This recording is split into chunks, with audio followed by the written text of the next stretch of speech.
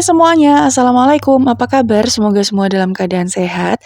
Hari ini aku, Roti Oktaviani, mau bikin cemilan yang pasti semua orang suka dan caranya gampang banget. Mau tahu gimana prosesnya? Yuk simak videonya sampai selesai. Oke, langsung aja kita mulai. Pertama, kita siapkan dulu panci, lalu didihkan air, dan kita akan rebus 2 keping mie kuning. Aku pakai mie yang mereknya ada di layar. Dan ini maaf banget ternyata mie-nya remuk, tapi nggak apa-apa karena kita tetap akan bisa memakainya. Kita rebus sampai mie-nya ini nanti matang, kurang lebih sekitar 3 menit, atau disesuaikan dengan jenis mie yang teman-teman pakai ya.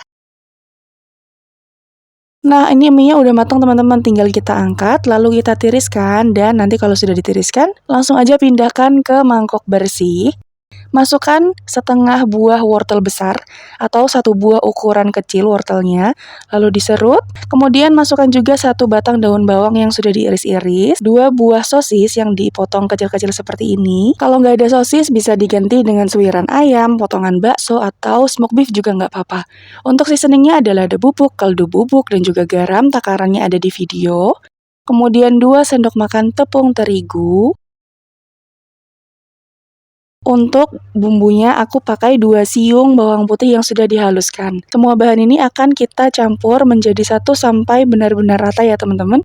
Karena kita nggak pakai telur sama sekali, jadi proses ini harus segera dilakukan sesaat ketika mie-nya matang ya. Jadi nanti bumbu-bumbunya itu bisa lebih gampang merekat dan nanti mie-nya akan bisa lebih mudah dibentuk. Nah kurang lebih nanti kalau sudah tercampur itu seperti ini teksturnya teman-teman. Dia agak lengket dan terigunya juga mengikat satu sama lain ya.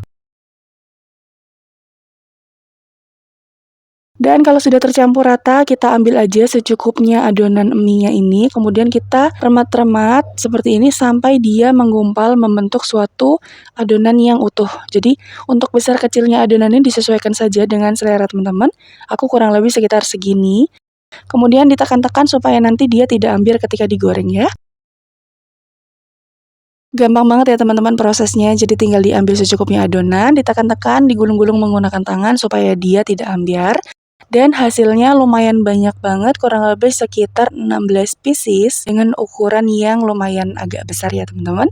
Oke, selanjutnya kita akan bikin tepung pelapisnya. Di sini aku sudah siapkan tepung serbaguna, mereknya terserah teman-teman, bebas. Untuk takarannya tidak pasti ya, kurang lebih sekitar 3-5 sendok makan cukup. Dan ini akan kita larutkan dengan air secukupnya sampai nanti konsistensi adonannya kurang lebih seperti yang ada di video ya teman-teman, tidak terlalu kental tapi juga tidak terlalu cair. Nah, selain itu di sini aku juga sudah siapkan tepung panir secukupnya. Caranya gampang banget teman-teman, tinggal kita ambil aja bola-bola mie tadi. Kemudian kita guling-gulingkan di tepung basah. Dan langsung aja kita masukkan ke tepung panirnya. Kurang lebih seperti ini prosesnya teman-teman, super duper cepet banget, super duper gampang.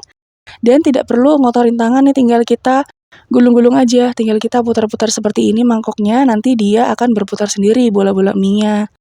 Hasilnya cantik banget dan seperti ini kalau dilihat dari dekat. Jadi tepung panirnya walaupun kita nggak gulung-gulung pakai tangan, dia tetap menutup sempurna teman-teman. Lakukan proses yang sama sampai semuanya selesai ya. Tinggal dicelupin aja ke tepung basahnya, kemudian terus diputar-putar ke tepung panirnya. Seperti ini teman-teman, gampang ya.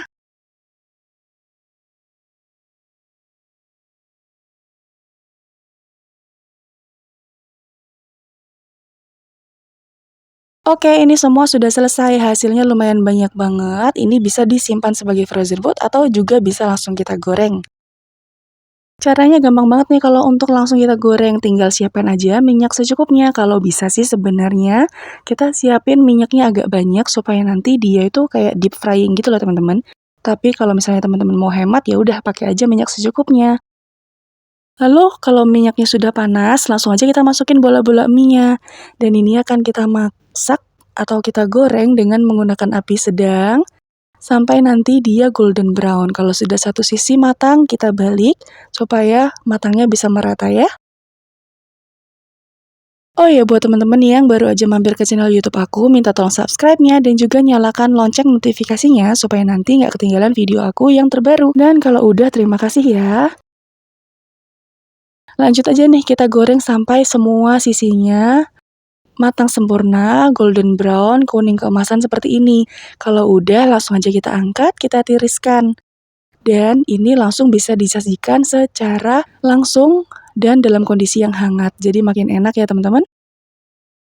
Selain dibikin dan langsung digoreng, teman-teman bisa menyimpan ini sebagai stok frozen food di rumah dengan cara disimpan di wadah kedap udara seperti ini. Dan udah deh jadi, ini dia hasilnya bola-bola mie yang cara bikinnya super satset teman-teman, gampang banget ya, dan juga bahan-bahannya nggak ribet sama sekali.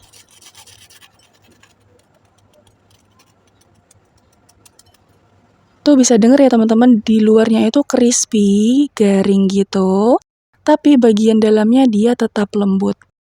Enak banget teman-teman, ini tuh untuk dijadikan cemilan ketika liburan di rumah atau untuk sajian ketika ada momen-momen kumpul keluarga, ini gampang banget dan enak banget, super recommended deh. Apalagi kalau cara makannya ini dicocol pakai saus seperti ini, ditambah dengan cabai hijau rawit, pokoknya mantep banget teman-teman, enak deh. Kalau misalnya mau dijadikan ide jualan, bisa banget loh teman-teman, tinggal dikemas aja menggunakan plastik OPP atau bisa juga dengan menggunakan mika yang seperti ini.